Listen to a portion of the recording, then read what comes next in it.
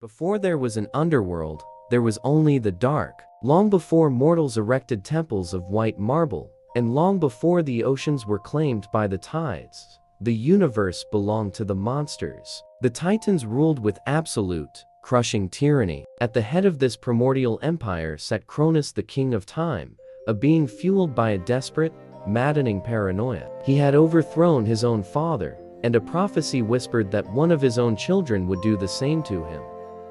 Cronus decided he would not let prophecy dictate his fate. He would simply erase his children. The first child born to him was a boy with pale skin and dark, quiet eyes. His mother, Rhea, named him Hades, but there was no time for a mother's embrace. As soon as the infant drew his first breath, Cronus grabbed the child. The sky roared, the earth trembled, and with a single, monstrous act, the Titan King swallowed his newborn son alive. This is where the story of Hades truly begins. Not on a throne, but in the suffocating, pitch-black womb of his own father's stomach. For years, Hades existed in total isolation. He did not know what light was. He did not know the warmth of the sun or the chill of the wind. He knew only the rhythmic, heavy thumping of the Titan's heart. He was the firstborn, the first to be forgotten, left to mature in a prison of flesh and blood. Soon, he was joined by others, his sisters Hestia, Demeter, and Hera, and his brother Poseidon. But as the eldest, Hades became their silent protector in the dark, waiting for a savior he wasn't even sure existed. That savior came in the form of their youngest brother, Zeus, who had been hidden away at birth. Through trickery, Zeus forced Cronus to drink a poisonous elixir. The belly of the Titan convulsed, and in a violent eruption of divine light and fury, the swallowed gods were vomited back into the world. They emerged not as helpless infants, but as fully grown, immortal deities, burning with a centuries-old hunger for vengeance. The war that followed was called the Titanomachy, and it tore the cosmos apart for 10 agonizing years. This was not a war of swords and shields. It was a war of cataclysms. Oceans boiled. Mountains were hurled across continents like pebbles. The Titans fought with raw, brutal strength, crushing everything in their path. For the first few years, the young gods were losing. They needed weapons. They needed an edge. And so, they descended into the deep pits of Tartarus to free the Cyclopes, the ancient master blacksmiths of the universe. For Zeus, the Cyclopes forged the master thunderbolt, a weapon of blinding destruction. For Poseidon, they forged the trident, a weapon to shatter the earth. But for Hades, the oldest brother, they forged something entirely different. They crafted a helmet. It was forged from the densest, coldest metals found in the deepest roots of the world. It was called the Kun-e, the Helm of Darkness. It did not grant the user destructive power. Instead, it gave them the power of absolute absence. Whoever wore it became invisible, fading completely from reality itself. While Zeus struck from above with thunder, and Poseidon broke the front lines with earthquakes, Hades became the shadow. Wearing the helm, he slipped behind enemy lines undetected. He walked through the encampments of the Titans like a ghost. He dismantled their siege engines, assassinated their commanders, and sowed absolute terror in their ranks. The Titans began to panic. They were fighting an enemy they could not see, a force that struck from the shadows and vanished into thin air. Hades proved that the quietest weapon is often the most terrifying.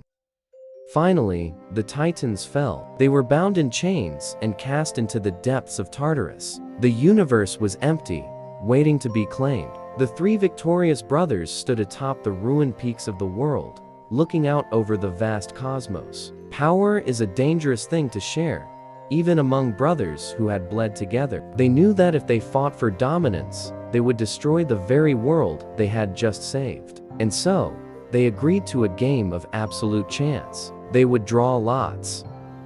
3 stones were placed inside a helmet, one for the sky, one for the sea, and one for the realms below. Zeus reached in first. He drew the sky, claiming the heavens and the throne of Olympus. Poseidon reached in next, drawing the vast, untamed oceans. Finally, Hades reached his hand into the dark. When he opened his palm, he found the jagged, black stone of the deep earth. There was no anger, no shouting. Hades accepted his fate with the quiet dignity that had defined him since the womb of Cronus.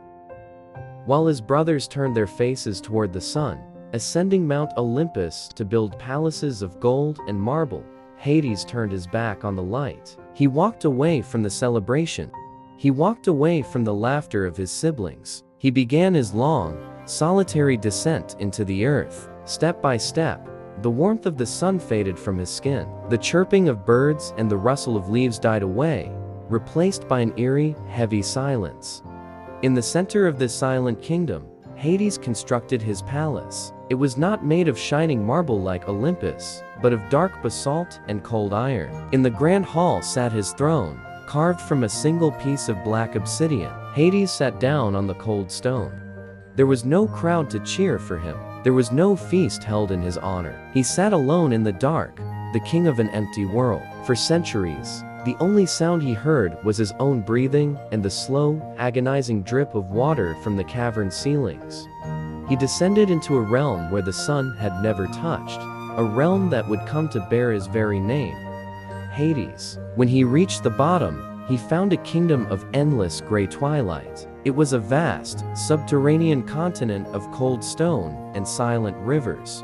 The air here was heavy, smelling of ancient dust, sulfur, and stagnant water. It was not a place of fire and torture that is a modern misconception. It was simply a place of absolute stillness, a world frozen in time.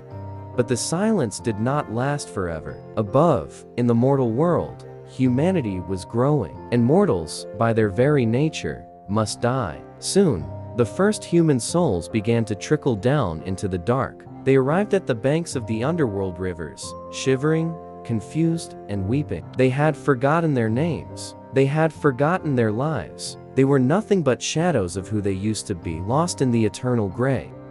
As Hades watched these fragile, broken spirits wash onto his shores by the thousands, a profound realization washed over him. His brothers on Olympus would spend eternity playing with the mortal world, instigating wars, falling in love, and causing chaos. But someone had to be the adult. Someone had to manage the consequences of their immortality. Hades looked at the weeping souls and accepted his true purpose. He would not be their torturer. He would be their caretaker. He was the god they left in the dark, the brother exiled from the sun. But while Olympus grew drunk on its own power, the Lord of the Dead began to build the most organized, inescapable empire the universe had ever seen. The inheritance of shadows had begun.